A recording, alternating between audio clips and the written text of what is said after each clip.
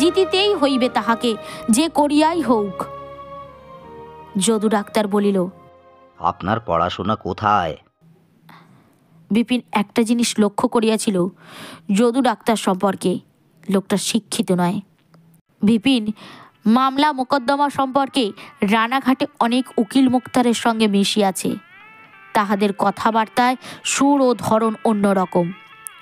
সে চশমার ভিতর দিয়া যেন সম্মুখের নারিকেল গাছের মাথার দিকে চাহিয়া আছে, এমনভাবে চশমাশুদ্ধ নাকের ডগাটি খুব উঁচু করিয়া বেপরোয়াভাবে বলিল, ক্যাম্বেল মেডিকেল স্কুলে। ও, কোন বছর পাশ করেছেন? আজ 3 বছর হলো। এদিকে কত দূর পড়াশুনো করেছিলেন? লোকটা নিতান্ত গেঁয়ো বটে। ভালো লেখাপড়া জানা লোকে এসব কথা প্রথম পরিচয়ের সময় জিজ্ঞাসা করে না। মানিদের বাড়ি সে এতকাল বৃথাই কাটায় নাই। সে খুব চালের সহিত বলিল, আইএসসি পাশ করে ক্যাম্বেল স্কুলে ঢুকি। যদু ডাক্তার যেন বেশ একটু ঘাবড়াইয়া গেল, বলিল, তা বেশ, তা বেশ।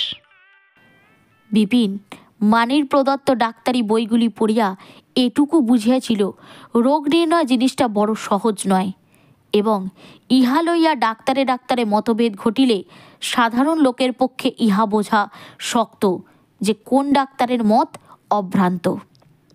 সে বলিল, এ বাড়ির পেশেন্টের রোগটা কি বলুন তো? রেমিটেন্ট ফিভার, সঙ্গে রক্ত আমাশা আছে। দেখুন আপনি একবার। বিপিন ও যদু ডাক্তার বাড়ির মধ্যে গেল।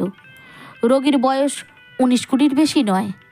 চেহারা রোগের পূর্বে ভালো ছিল, বর্তমানে জীর্ণ শীর্ণ হইয়া পড়িয়াছে। বিপিনকে যদু ডাক্তার বলিল, আপনি আগে দেখুন। বিপিন অনেকক্ষণ ধরিয়া নাড়ি টিপিয়া বুকে পিঠে নল বসাইয়া পিঠ বাজাইয়া বুক বাজাইয়া দেখিয়া বলিল, একটু নিউমোনিয়ার ভাব রয়েছে। আগে হ্যাঁ হ্যাঁ, মানে আমিও ওটা লক্ষ্য করেছি। বিপিন সাহস করিয়া আন্দাজে বলিল, টাইফয়েডের দিকে যেতে পারে বলে মনে হচ্ছে। আজ 9 দিনের দিন বললেন, তাই না? আগে হ্যাঁ, 9 দিন। টাইফয়েডের কথা আমারও মনে হয়েছে। বিপিন দেখিল লোকটা ভড়কাইয়া গিয়াছে। তাহার মতে মত দিতে খুবই আগ্রহ দেখাইতেছে। বলিল, আপনি একটা ভুল করেছেন যদুবাবু। কুইনেনটা দেওয়া উচিত হয়নি। প্রেসক্রিপশনটা দেখি কদিনের। যদু সত্যই ভয় খাইয়া গিয়াছিল। সে দুখানা প্রেসক্রিপশন বিপিনের হাতে দিয়া ভয়ে ভয়ে বিপিনের মুখের দিকে চাহিয়া রহিল। সে হাতুড়ে ডাক্তার, আর এ তরুণ যুবক ক্যাম্বেল স্কুল হইতে বছর 2 পাশ করিয়াছে। আধুনিক ধরনের কত রকমের চিকিৎসা প্রণালীর সহিত পরিচিত। কি ভুলই না জানি বাহির করিয়া বসে। যদু ডাক্তারের কপালে বিন্দু বিন্দু ঘাম দেখা দিল। কিন্তু বিপিন বুঝিল অনেক দূর আগাইয়াছে, আর বেশি উচিত নয়। যদু ডাক্তারকে হাতে রাখিলে এসব পাড়া গায়ে অনেক সুবিধা। এ অঞ্চলে তাহার যথেষ্ট পসার। সলা পরামর্শ করিতেও 2-4 টাকা ভিজিট জুটাইয়া দিতে পারা তাহার হাতের মধ্যে। সে গম্ভীর সুরে বলিল, চমৎকার প্রেসক্রিপশন, ঠিকই দিয়েছেন, কিছু বদলাবার নেই। যদু ডাক্তার একবার সগর্বে চারিধারে সমবেত লোকজনের দিকে চাহিল। তাহার মন হইতে বোঝা নামিয়া গিয়াছে। যদুবাবু, একটু গরম জলের ফোমেন্ট করলে বোধহয় ভালো হয়। আগে হ্যাঁ, ঠিক বলেছেন, আমিও কাল থেকে তাই ভাবছি। আর একবার জোলাপটা দেওয়ান তো। জোলাপ, জোলাপ নিশ্চয়ই, আমিও তো। ফিরিবার পূর্বেই দুজনে বন্ধুত্ব হইয়া গেল।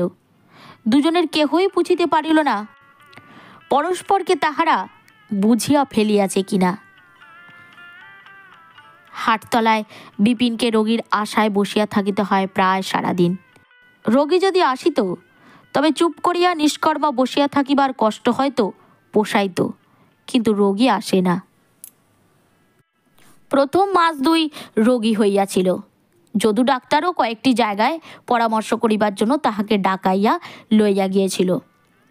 প্রথম মাসে 20 এবং দ্বিতীয় মাসে 35 টাকা আয় হইবার পরে বিপিনের মনে নতুন আশা, আনন্দ ও উৎসাহের সঞ্চার হইয়াছিল। 5 টাকা ব্যয় করিয়া সে কলিকাতা হইতে ডাকে একখানা বাংলা জ্বর চিকিৎসা বলিয়া বই আনাইল। ভারী উপকার হইল বইখানি পড়িয়া। যদু ডাক্তারের ইচ্ছা ছিল তাহাকে দিয়া অসলারের বিখ্যাত বইখানা কেনাইবে। বিপিন বলিতে পারে না যে সে ইংরাজি এমন কিছু জানে না যাহাতে করিয়া সে অসলারের বই বুঝিতে পারে। সুতরাং সে কোনরূপে এড়াইয়া পাশ কাটাইয়া চলিতে লাগিল। তৃতীয় মাস হইতে কেন যে দুরবস্থা ঘটিল তাহা সে বোঝে না। প্রথম 2 সপ্তাহ তো শুধু বসিয়া। কে একজন 1 ডোজ ক্যাস্টর অয়েল লইয়া গিয়াছিল। 2 সপ্তাহের মধ্যে সেই একমাত্র রোগী ও খরিদ্দার। মুদির দোকানে বাকি পড়িতে লাগিল। ডাক্তারবাবু বলিয়া খাতির করে, তাই ধারে জিনিস দেয়, নতুবা কি বিপদেই পড়িতে হইত। একদিন চুপ করিয়া বসিয়া আছে। প্রায় সন্ধ্যার সময় একজন লোক বিপিনের ডাক্তারখানার চালাঘরের সামনে দাঁড়াইয়া বলিল, এইটি কি ডাক্তারখানা? বিপিনের বুকের মধ্যে কেমন করিয়া উঠিল। হ্যাঁ হ্যাঁ, এসো এসো, কোত্থেকে আসছো তুমি? আপনি ডাক্তারবাবু? পেন নাম হই। আপনাকে জাতি হবে নরোত্তমপুরে। যদুবাবু ডাক্তার চিঠি দিয়েছেন, এই নিন। লোকটা একটা চিরকুট কাগজ বিপিনের হাতে দিল। বিপিন পড়িয়া দেখিল কলেরার রোগী। যদু ডাক্তার লিখিয়াছে তাহার স্যালাইন দিবার তোড়জোড় নাই। বিপিনকে সেসব লইয়া শীঘ্র আসিতে। বিলম্ব করিলে রোগী বাঁচিবে না। স্যালাইন দিবার তোড়জোড় বিপিনেরও নাই। কিন্তু বিপিন একটা ব্যাপার বুঝিয়া ঠিক করিয়া লইল। জলে লবণ গুলিয়া শিরার মধ্যে ঢুকাইয়া দিতে বেশি বেগ পাইতে হইবে না। চিকিৎসা করিবার সাহস আছে বিপিনের। সে বাহির হইয়া পড়িল। শোনো, আমার বাক্সটা নিয়ে চলো। 5 টাকা দিতে হবে কিন্তু। চলেন বাবু, আপনি চলেন। যদুবাবু যা বলে তাই দেবেন, তাই পাবেন। রোগীর বাড়িতে পৌঁছিয়া গৃহস্থের সাধারণ অবস্থা দেখিয়া বিপিন ভাবিল, ইহাদের নিকট হইতে 5 টাকা তো দূরের কথা, 1 টাকা কি 8 আনা পয়সা লইতেও বাধে। যদু ডাক্তার বলিল, স্যালাইন দেওয়ার ব্যবস্থা করতে হয় বিপিনবাবু। রোগীর ব্যাপার খুব সুবিধার নয়। বিপিন নাড়ি দেখিয়া বুঝিল। বলিল, এ তো শেষ হয়ে এসেছে যদুবাবু। এরকম ঘেমে যাচ্ছে, নাড়ি নেবে যাচ্ছে, কতক্ষণ টিকবে? যদু ডাক্তার বিপিনের অপেক্ষা অনেক অভিজ্ঞ লোক। সে আজ 8-10 বৎসর এই অঞ্চলে বহু রোগী ও বহু প্রকার রোগের অবস্থা দেখিয়া আসিতেছে। সে বলিল, স্যালাইন দিন, আপনি টিকে যেতে পারে। বিপিনের জেদ চাপিয়া গেল। সে বলিল, নুন জলে গুলে ওর শির কেটে ঢুকিয়ে দিতে হবে, অন্য কিছু ব্যবস্থা নেই। কিন্তু রোগী তার মধ্যে মারা না যায়। আপনি শির কেটে নুন জল ঢোকান, আমি কিন্তু ওর মধ্যে নেই। বিপিন অসীম সাহসী মানুষ। যে আশ্বরিক চিকিৎসা করিতে অভিজ্ঞ পাশ করা ডাক্তার ভয় খাইত, বিপিন তাহা অনায়াসে বুক ঠুকিয়া করিয়া ফেলিল। যদু বিপিনের কাণ্ড দেখিয়া ভয় খাইয়া বলিল, কত শিশি দেবেন বিপিনবাবু? এতে শিশি ফিসি কি মশাই? বাংলা নুন গোলা জল, তার আবার শিশি? দেখুন আমি কি করি। আপনি যখন হাতই দিচ্ছেন না। এ পল্লীগ্রামে কোনো লোক এ ধরনের কাণ্ড দেখে নাই। ঘরের দোরের কাছে ভিড় করিয়া দাঁড়াইয়া সবাই বিপিনের ক্রিয়াকলাপ দেখিতে লাগিল। হঠাৎ রোগী একেবারে অসাড় হইয়া পড়িল। যদু ডাক্তার বলিল, বিপিনবাবু হয়ে গেল বোধ হয়। হয়নি, ভয় খাবেন না। বিপিনের কথা কেহ বিশ্বাস করিল না। বাড়িতে কান্নাকাটি পড়িয়া গেল। বিপিন হৃদযন্ত্রের ক্রিয়া সতেজ রাখিবার জন্য একটা ইঞ্জেকশন করিল। যদু ডাক্তারের বারণ শুনিল না। যদু বলিল, আপনি যা হয় করুন বিপিনবাবু। আমার যেন এরপরে কেউ দোষ না দেয়, তা বলে রাখছি। যদুবাবু, সব সময় বই পড়ে ডাক্তারি চলে না। অন্ধকারে লাফিয়ে পড়তে হয়। বাঁচে না বাঁচে রোগী আমার। যা ভালো মনে হচ্ছে তা আমি করে যাব। যদু ডাক্তার বাহিরে চলিয়া গেল। রোগী আর নাই বলিলেই হয়। কান্নাকাটি বেজায় বাড়িয়াছে ঘরের বাহিরে। বিপিন আর 2 বার ইঞ্জেকশন করিল। রোগীর বিছানার পাশ ছাড়িয়ে সে একটুও নড়িল না। তাহাকে যেন কি একটা নেশায় পাইয়াছে। কিসের ঘরে সে কাজ করিয়া যাইতেছে সে নিজেই জানে না। আরও আধ ঘন্টা পরে রোগী চোখ মেলিয়া চাহিল। রোগীর চোখের চাহনি দেখিয়া বিপিনের মন আহ্লাদে নাচিয়া উঠিল যেন। সে লোকজন ঠেলিয়া বাহিরে গিয়া দেখিল যদু ডাক্তার উঠানের গোলার তলায় দাঁড়াইয়া বিড়ি টানিতেছে ও কয়েকজন গ্রাম্য লোকের সহিত কি কথা বলিতেছে। আসুন যদুবাবু, আসুন, একবার নাড়িটা দেখুন তো। আর ভয় নেই, সামলে নিয়েছে। যদু ডাক্তার আসিয়া রোগী দেখিয়া বলিল, বেঁচে গেল এ যাত্রা। ওকে জমের মুখ থেকে টেনে বার করলেন মশাই। যে ঘরে রোগী শুইয়া আছে সে ঘরের মেঝেতে বন্যার জল কিছুদিন আগেও ছিল প্রায় 1 হাঁটু।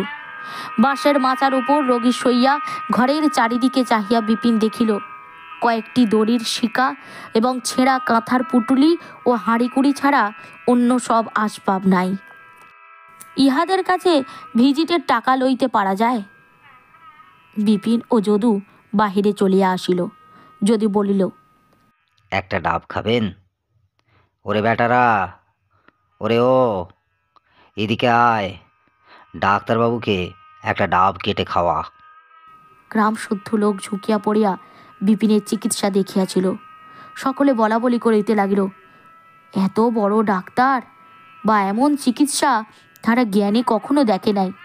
যদু ডাক্তার লোকটা চালাক, দেখিল স্থানে বিপিনের প্রশংসা করিলেই সে নিজেও খাতির পাইবে, নতুবা লোকে ভাবিবে যদু ডাক্তারের হিংসা হইয়াছে।